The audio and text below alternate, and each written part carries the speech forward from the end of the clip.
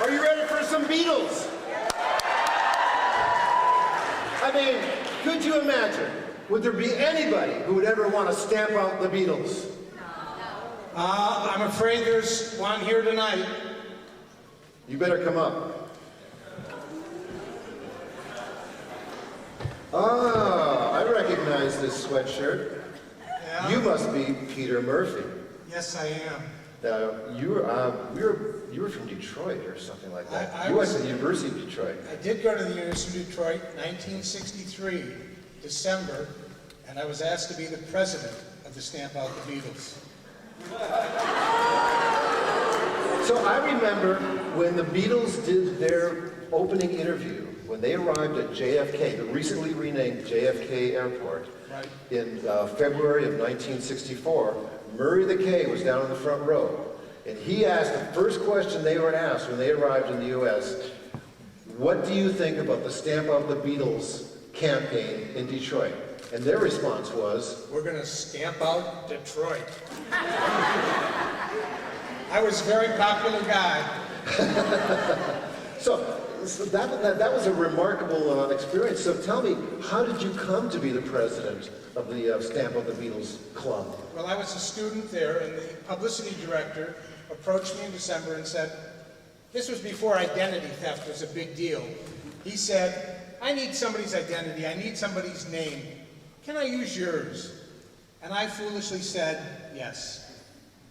And then you became just this piece of history because this sweatshirt was worn not only by Brian Epstein, but also by George Harrison. We have photos of both of them wearing this sweatshirt. George Harrison in particular liked this sweatshirt. It's true. And I never liked it.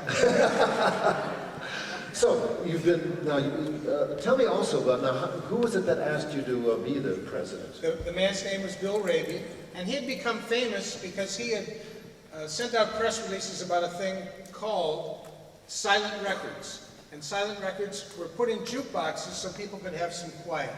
And so Bill Raby had a mailing list that included everybody in the country, and obviously Murray the K was one of his people who ran with that question. Right. So, I mean, that's a kind of remarkable piece of history. So the Beatles knew about you before they knew almost about anybody else in the United States. Well, it's sad. One of the things I've discovered is the Beatles knew a lot about Detroit music, which I foolishly didn't realize that their evolution would include listening to the Motown sound. And we actually, tonight, we've got a number of Motown tunes on the program, which just kind of demonstrates that the Beatles were big fans of Motown. And I realized that, and that's kind of why I'm here tonight. So what are you going to do tonight? Well, I'd like to resign tonight.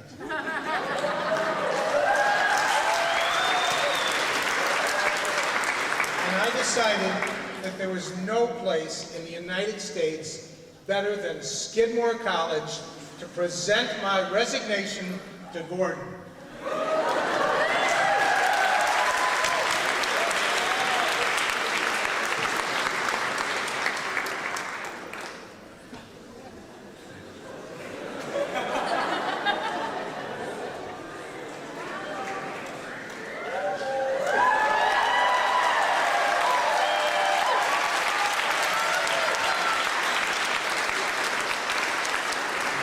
The one thing that I decided is that I didn't want my tombstone to say, Father, Grandfather, and President of the SOBs.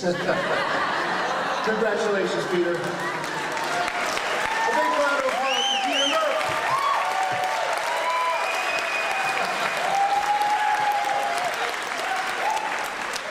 Okay, thanks, Peter. Actually, Peter and I worked this up over the last few weeks, and he's a good sport about coming up and doing this. 50 years as president of that club.